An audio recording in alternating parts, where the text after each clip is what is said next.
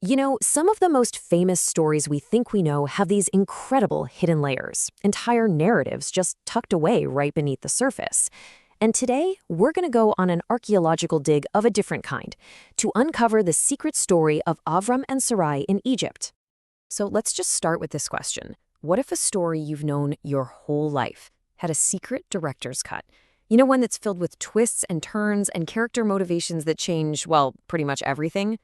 That is exactly what we're going to explore today, using a foundational text and its absolutely brilliant commentary. All right, so our story begins with two of the most foundational figures you can imagine, Avram and Saray. They're forced to make this incredibly high-stakes journey into a powerful and, for them, totally foreign land, Egypt. Okay, so the context here is absolutely crucial. There's this devastating famine back in their homeland of Canaan. Their only option for survival? They've got to go to Egypt, which was basically the superpower of the ancient world. But this isn't just some simple road trip. Avram is terrified, and he's convinced that his wife Sarai's unbelievable beauty is going to put his own life in grave danger. Now, before we get to all the hidden details, let's just do a quick run-through of the story as it appears right on the surface in the book of Genesis. This is the version that most people know.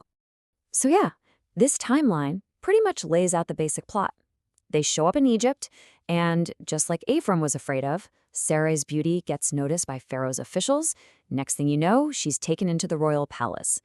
And then bam! Divine plagues strike Pharaoh and his entire household. Finally, a furious Pharaoh figures out the truth about their marriage, and he picks them both out of Egypt. Simple enough, right? But of course, that's just scratching the surface. That straightforward narrative, it's really just a gateway. The story behind the story, the one that's been hiding in plain sight all along, is where things get really, really interesting. So how in the world do we find these hidden details? Well, we turn to one of history's greatest textual detectives, the medieval scholar known as Rashi. This guy had a genius for reading between the lines, and he is gonna be our guide. And believe it or not, it all kicks off with this very simple verse. On the surface, it just says Avram arrived in Egypt. That's it, nothing special. Or so it seems. But Rashi, he sees a clue. Okay, get ready for this, because this is an absolutely incredible leap of logic. The text says when Avram was come to Egypt. It's singular. So Rashi asks the obvious question, wait a minute, where's Sarai? Why doesn't it say when they came to Egypt? His stunning conclusion is that Avram must have hidden her. He actually smuggled her into the country inside a chest, only to be foiled when the customs officials demanded to open it up. And just like that, our story becomes a high-stakes suspense thriller. Now, this is Rashi's method in a nutshell. He's not just making things up. He's a master of textual analysis. He spots these little contradictions or weird turns of phrase, like that singular verb, and he uses this massive library of ancient rabbinic traditions to fill in the gaps and explain what's really going on. It's fascinating. All right, let's fast forward to the climax of the story and see how this all builds. We all know that plagues struck Pharaoh's house, but Rashi's commentary completely transforms our understanding of who was in control and why. The text itself is a little vague, right? It says, God plagued Pharaoh because of Sarai. Now that kind of frames her as the reason for the plagues, but not really an actor in them. But Rashi reads that phrase and asks this brilliant question. Was she just a passive victim here, or did she play a much more active role? And wow, the answer is just explosive. According to Rashi, Sarai is in command. He interprets that phrase, because of Sarai, to actually mean by the word of Sarai. So in this hidden director's cut, she is actively directing a divine angel, telling it exactly when and where to strike. I mean, she goes from being a victim to being this powerful agent of divine justice. It's an incredible shift. And we're not talking about a little slap on the wrist here. This punishment was total.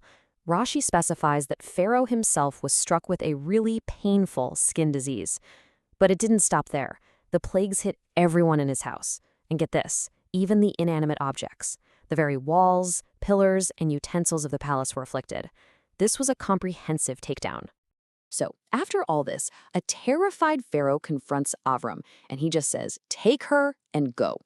The language is incredibly abrupt, so you have to wonder, why the big rush? Why not just let them stay, but maybe keep their distance? Well, Rashi has an answer for that too. Rashi does this really cool thing where he contrasts this story with a similar incident later on, where a different king lets Avram stay. So what's different here? Rashi explains that Pharaoh knew his own people. He describes the Egyptians as greatly addicted to lewd living, and he basically couldn't trust them not to go after Sarai again. He had to get them out of the country immediately to protect himself from any more divine punishment. But here's the kicker. They get kicked out, sure, but they do not leave empty-handed. Far from it. The text says Avram leaves Egypt very rich, loaded up with livestock, silver, and gold. Pharaoh even gives them a protective escort on their way out. But the director's cut doesn't end there. Rashi finds profound meaning even in the simple description of their journey back home. So the Bible uses this specific Hebrew word, kaved, to say Avram was very rich. But the literal meaning of kaved isn't rich, it's heavy. And Rashi just jumps on this, adding this wonderful layer of imagery. Avram wasn't just wealthy, he was physically heavily laden with burdens, literally weighed down by all his new possessions. And this is where it gets really beautiful, I think. The text says Avram went on his journeys, using the same phrasing from his trip to Egypt. And from this, Rashi pulls out two powerful life lessons. First, just good manners. Show some loyalty to the people who hosted you. And second, integrity. On his way back, now that he was rich, Avram stopped at all the same places to pay back debts he had racked up on the way down when he was poor. So what this all shows us is that commentary does something, well, truly remarkable. It doesn't just explain an ancient text, it kind of co-creates it. It breathes new life, new drama, and this incredible ethical depth into the narrative, making sure the story stays alive and breathing, full of endless meaning, even thousands of years later. And that really leaves you with one big question, doesn't it? How many other stories that we think we know inside and out have their own secret director's cut, just waiting for someone to look a little bit closer and start asking the right questions?